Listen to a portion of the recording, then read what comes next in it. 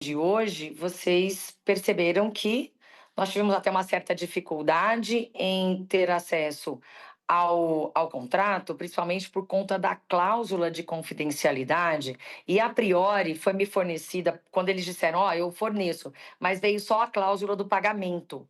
E eu falei, para mim isso não é suficiente. E nós, exatamente como você verbalizou, nós temos, durante o período de CPI, o poder de polícia. E o que eu disse, a cláusula de confidencialidade dos contratos não está acima da legislação. E nós temos uma série de documentos que estão publicizados, que estão no portal da transparência da página da CPI, e outros que estão em segredo de justiça, no segredo da CPI.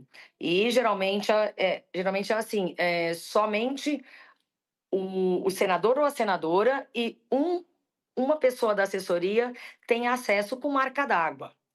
E quando eu requisitei, eu recebi uma cópia, mas eu não tive tempo de analisar, porque eu estava focada na oitiva.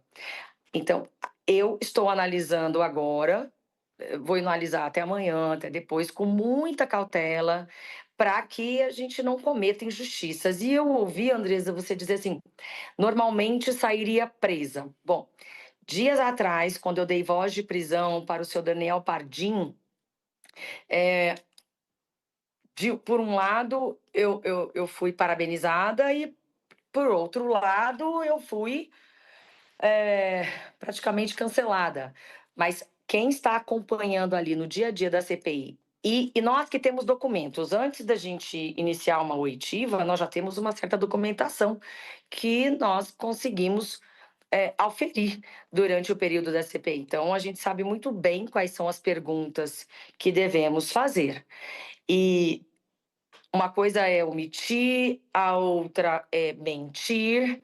E o senhor Daniel, naquele momento, mentiu descaradamente. E se você for perceber, não é simples alguém, não é todo mundo que tem coragem de dar uma voz de prisão numa CPI.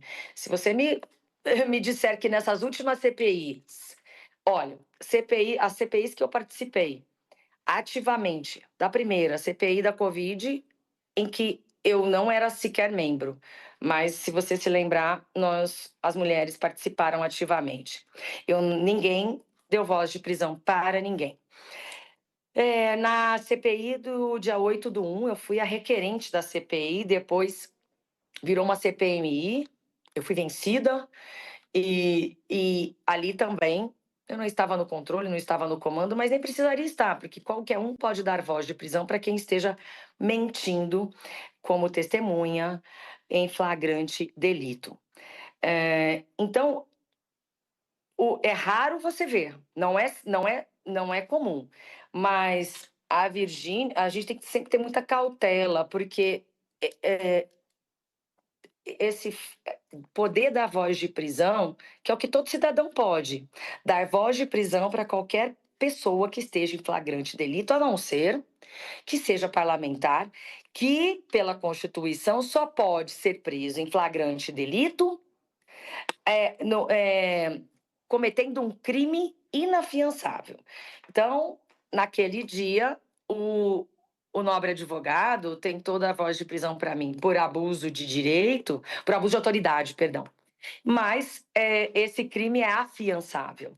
Então, assim, só para te dizer que não é comum dar voz de prisão. Mas, Não porque senadora, não é necessário, tá? Mas, enfim, hoje foi um dia que eu considero um dia frutífero.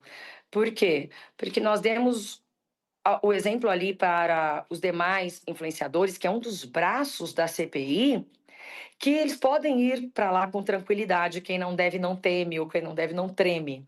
E ela foi. Eu digo para você que nós temos um limbo legislativo, tá, Andresa? Em que há dúvidas ainda acerca da tipificação. Não cabe exatamente no estelionato. E outra, nós não tínhamos ainda liberado, nós não tínhamos ainda deliberado, perdão, apesar dos meus requerimentos já protocolados, a presidência não permitiu deliberar e não pautou o requerimento de acesso aos RIFs, aos relatórios de informações financeiras da Virgínia. Então, eu não tinha subsídio. Estou sofrendo muitas dificuldades em Senadora, relação ao andar da CPI, eu tá? sei que a senhora tem. Então, eu estava ainda cautelosa. Sei que a senhora tem tempo, acho que a Andressa queria fazer um complemento, mas só queria perguntar também o que a senhora achou do comportamento da Virgínia? Ela parecia muito uma adolescente, né? No vestir, no falar, até nas atitudes. Ela foi utilizar o canudo da garrafinha e foi lá, colocou a boca no microfone, disse que se confundiu. Mas ela não é uma adolescente, né? É uma mulher e ela teoricamente não, na prática tem noção dos seus atos, né? Uma empresária de sucesso, uma apresentadora de sucesso também, faz um programa de sucesso numa grande emissora de TV aberta. Você tem razão, não, eu não a seguia, tá? Eu passei a segui-la hoje. E eu não sabia sequer quem era a Virgínia Fonseca, de verdade. Eu não, certos ramos aí do marketing, dos influenciadores digitais, eu não conheço. Eu reconheço que eu não os conheço. Então, fui muito sincera com ela. E acima de tudo, concordo, porque, pelo pouco que eu vi, eu nunca a vi com aquela espécie de vestimento. Eu cheguei a levar um susto, porque eu estava esperando outra pessoa. Mas eu não vou julgar, porque isso é um julgamento subjetivo. Eu prefiro ir direto aos pontos e